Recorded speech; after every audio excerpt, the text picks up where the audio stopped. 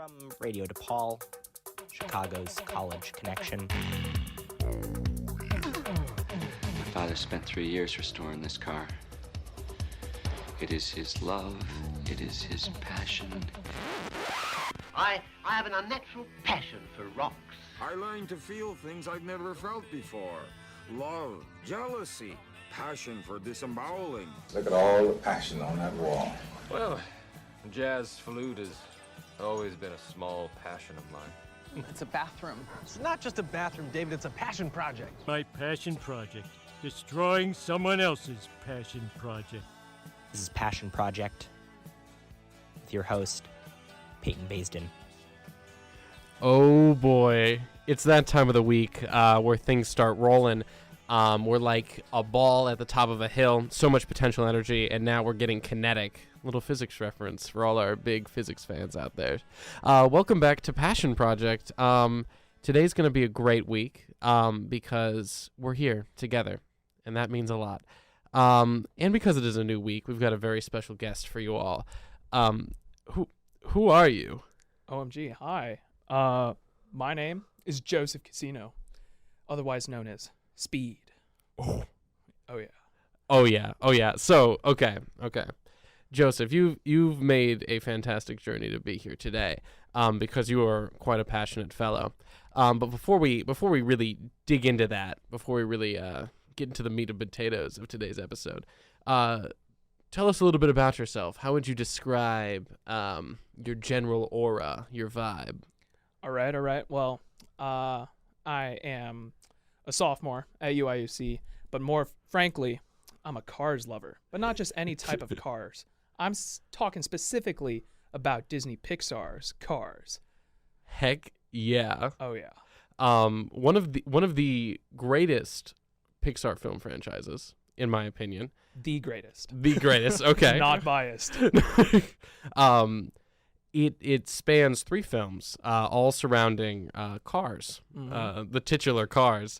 So tell me, where did Cars start for you? Oh, where did it all begin? Oh man. Well, Cars, it actually stems all the way back to my childhood, but I don't know. I wasn't actually, well, I was very young when the first movie came out, so I didn't see the first one in theaters, but I remember owning the DVD, and I would watch that DVD all the time. It was truly magical. Like, you know how Disney movies are generally magical? Yeah. This one was the most magical for me. And then I was there for Cars 2. I was there for Cars 3. I was there for Mater's Tall Tales. You guys remember that? Classics. Oh, yeah.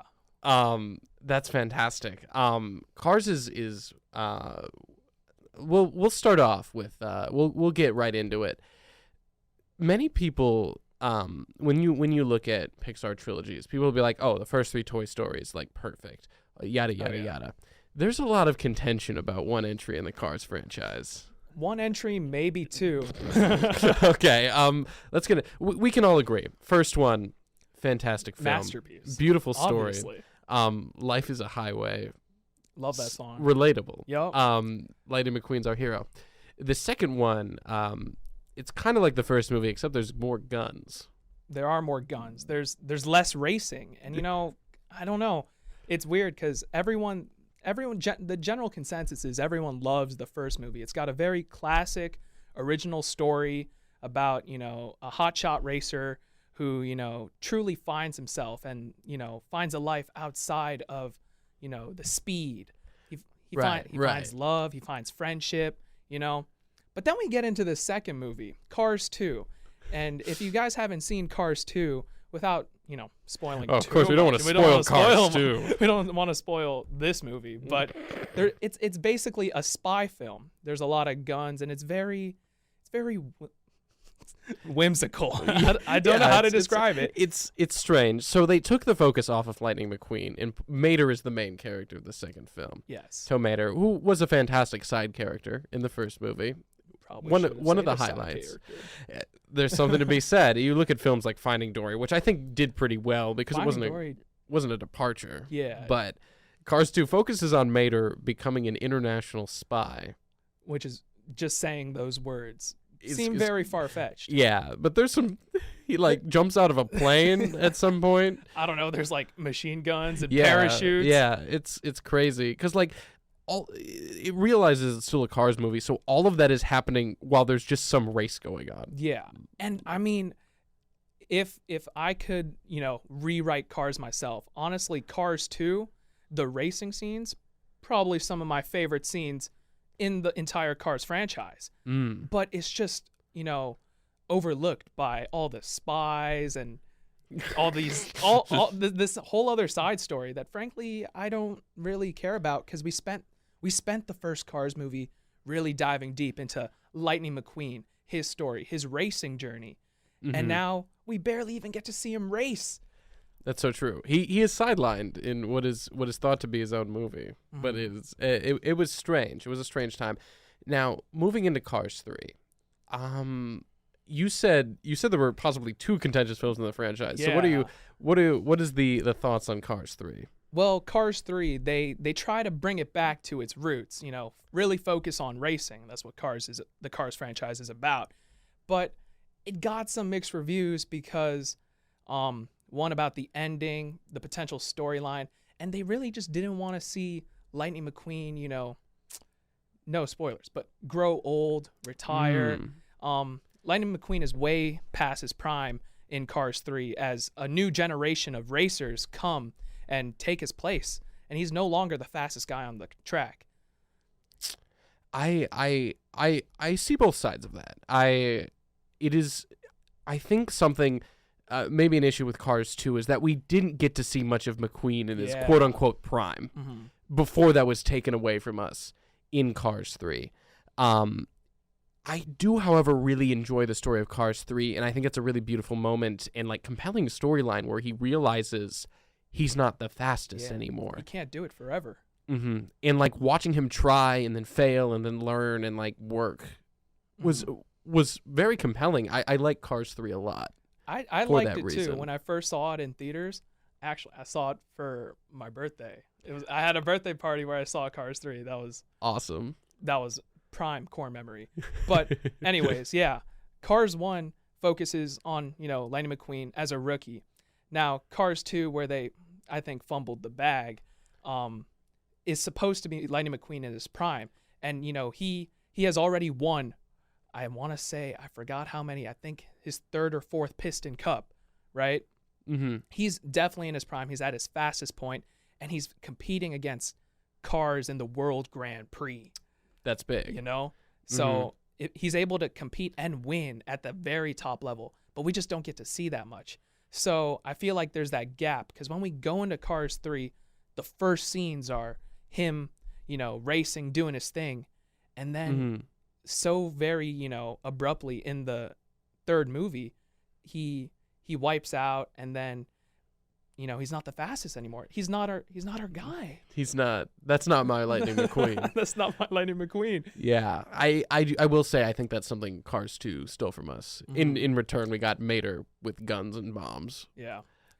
Granted, people do say Cars 2 is a very good movie, just not a very good Cars movie. And I think that caveat is what makes the difference. Cars is 3 films. Yes. Plus some short stories, plus various other media. But Cars has gone far beyond the screen, and it is manifested in a bunch of different ways. In terms of merchandising, toys, what is your experience? What Cars paraphernalia do you have? Oh yeah, besides the DVD that I grew up with that I watched way too much, I also grew up collecting all the die-cast toy cars. Now, the Cars universe is massive. There's a bunch of characters, and there's a bunch of toys to coincide with the characters. And I would, collect them all as a kid. I had a bunch of the toy cars. And I think, when you think of a toy, you always think of a toy car, right? Yeah. Now, actually, fun fact, Cars as a franchise is in the top 20 media franchises in the world. It's like really successful. Now, if you look on the movie side, like Cars 3 and Cars 2 are some of the, I think, worst rated Pixar films that Pixar has ever released. But yet they're doing so well in the media space, and that's primarily because of the toys. Mm. Disney made a whole movie about toys. They made 4 of them, and yet on the toy shelves, the cars perform better. And I think that really sticks with my childhood and many people's childhood. I had plenty of cars. Exactly. Growing up. And that was really funny because I'd see all the cars from the movie, and then they'd always make more that didn't exist that were just different colors. Well, like, I had Lightning McQueen, and I had Dynaco Lightning McQueen. Dynaco Lightning McQueen is super cool. It was so cool, even though he was in the movie for like under a minute, 30 maybe 30 seconds. seconds. Yeah. Also, he had missiles in that scene, so maybe that was like a warning of what's to come. Oh, maybe. But like, yeah. OMG. You're so right. It was cool. Speaking of Dynaco, in the first film represented by the King. The King. The King. Competent Racer. Circa about a year ago, this clip still comes around a few times. Somebody called in to the Stephen A. Smith show. I think I've seen this. And was debating. He's like, hey, do you think Lightning McQueen is the GOAT? And Stephen A. Smith disagreed because he said him and the King were tied for the most Piston Cups. He's like, if you're tied, you can't be the GOAT. Do you have thoughts on the questioning of Lightning McQueen's GOAT status? I mean, Steven, he's a very smart man, a very funny man, but I'm going to have to disagree with him. He says the King Strip Weathers is the GOAT. And he says because Lightning McQueen and Strip Weathers both have 7 Piston Cups. Mm-hmm. But you got to look at the full timeline, right? I don't know how many years Strip Weathers was in the league, but it took him way longer than Lightning McQueen to get 7 Piston Cups. And let's be real, in Lightning McQueen's rookie year, when he versed Strip Weathers, we all know he should have won that race. He should have won it. But due to his sportsmanship, the storyline, had to follow the script. Yeah. he didn't cross that finish line first, but he was the people's champion. So I'd say Lightning McQueen should have 8. And not to mention, like we mentioned before, Lightning McQueen raced in the World Grand Prix and beat the Francesco Bernoulli, a Formula One race car. I don't see those stats in Strip Weathers' timeline. That's so true. You provide a compelling argument. I've always believed McQueen was the GOAT. Lightning McQueen is the GOAT. On top. Always. Yeah. Now, Cars is a Pixar franchise. Pixar and Disney have always worked together.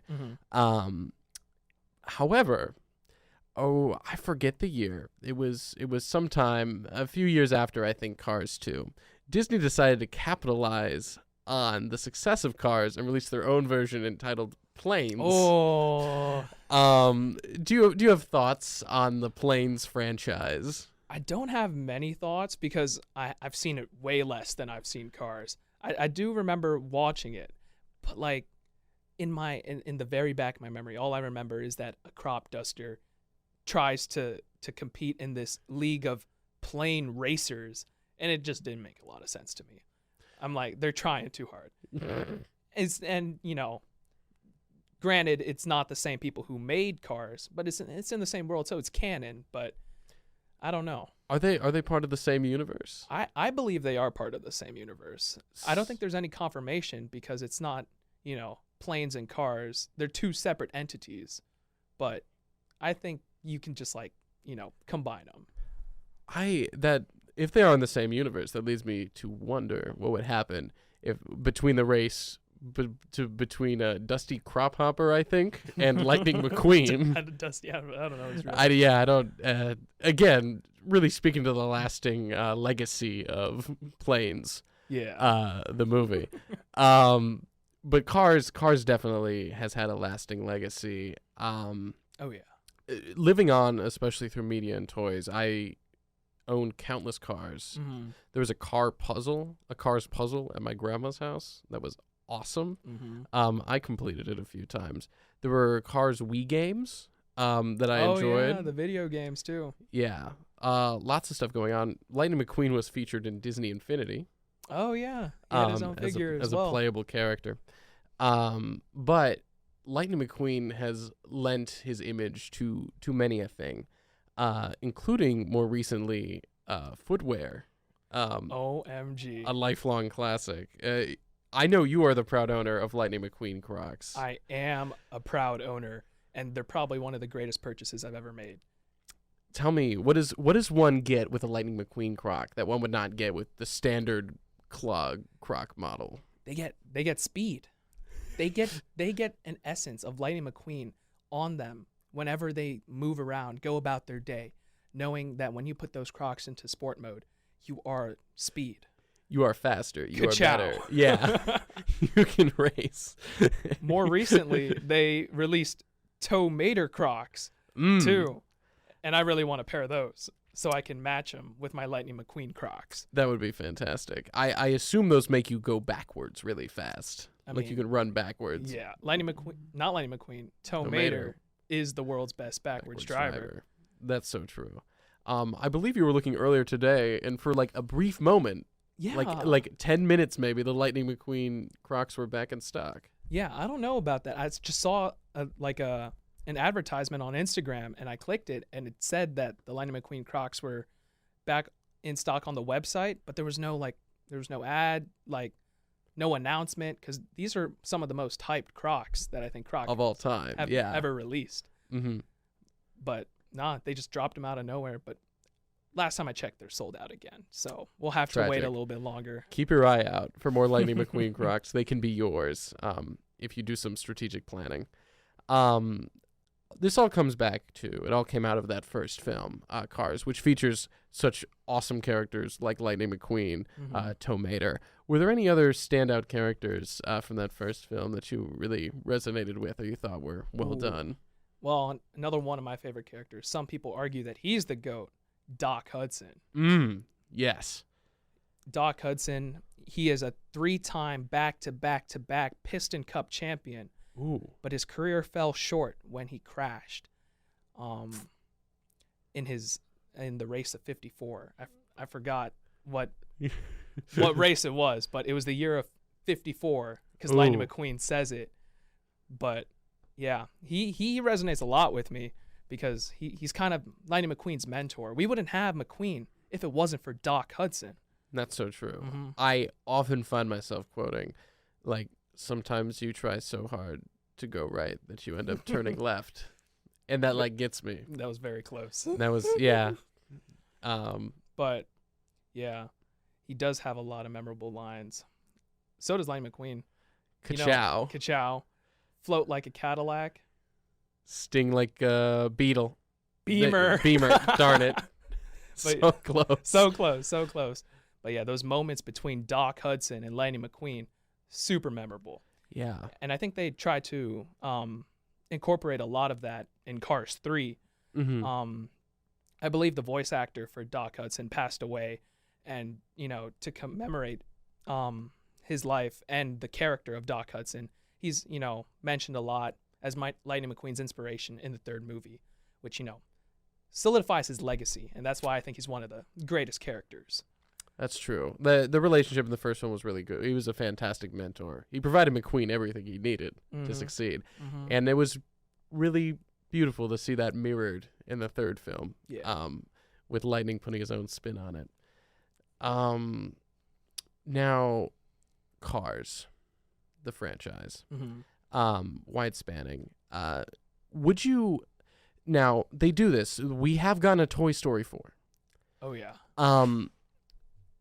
Do you have thoughts for a Cars 4 or a spin-off or something you'd like to see? They're doing Disney Plus series. Where do you think the next direction for the Cars franchise is? Man, I personally would love a Cars 4 because I'd just love to see it keep going. But, there's a certain time and place where movies have to stop. They should stop, yeah.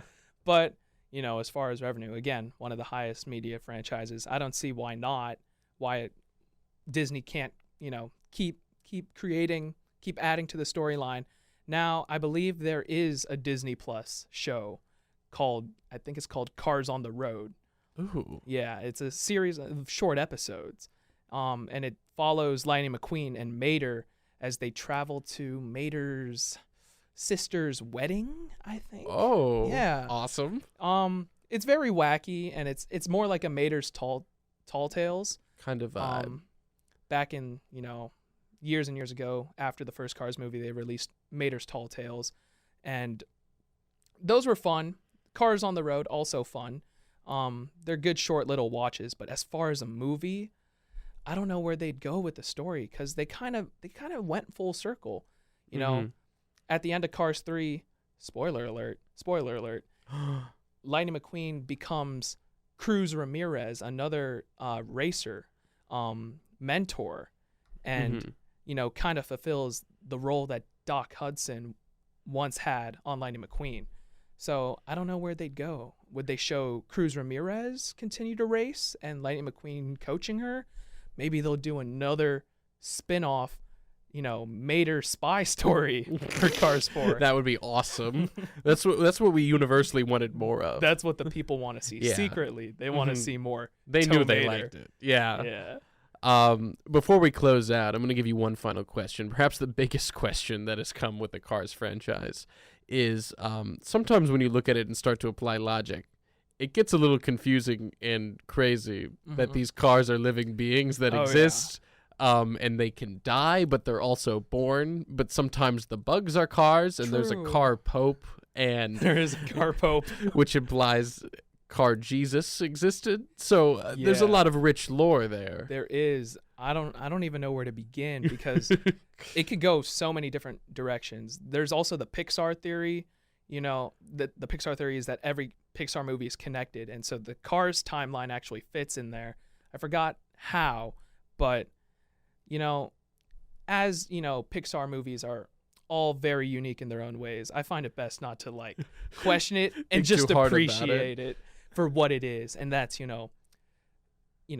animated cars achieving their dreams, living wacky, crazy lives, and that's what I kind of want to do. That's so beautiful. Wow. Thank you so much, Joseph. Do you have any closing thoughts, final statements that you'd like to send with the audience about cars, about life, about anything? Man, McQueen's the GOAT. Ka-chow. Life is a highway. Heck yeah. Could not have said it better myself. All right. Get ready to rock on, crew. Thank you so much, Joseph, for being on. Of course. Thank you so much for having me. I appreciate it. I had so much fun talking about cars. I love Cars. I might go home and rewatch Cars. I need to rewatch Cars 2, because that was a strange trip. Or just watch all of them.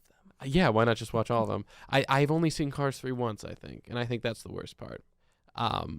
But yeah, I hope you have a fantastic week ahead of you, and I hope all of you listeners have a fantastic week. I'm sending all the good vibes and good energy. Yeah, check us out on Instagram at Passion Project. You have anything you want to plug? Follow me on Instagram at @TheJosephCasino. Yeah. First name Joseph, last name Casino, like a casino. Yeah, like the building where you can gamble. Yeah, we were talking a lot today about Instagram follower ratios, so we're trying to pump up those numbers. Yeah, I hope you all have a fantastic week. Sending out all my love to the Passion Project community. Catch you on the flip side. We'll see you next week with another awesome episode. Ka-chow. Well, as we say in the radio business. Awesome. That was so short. I wanted to keep talking. I kept looking at the time.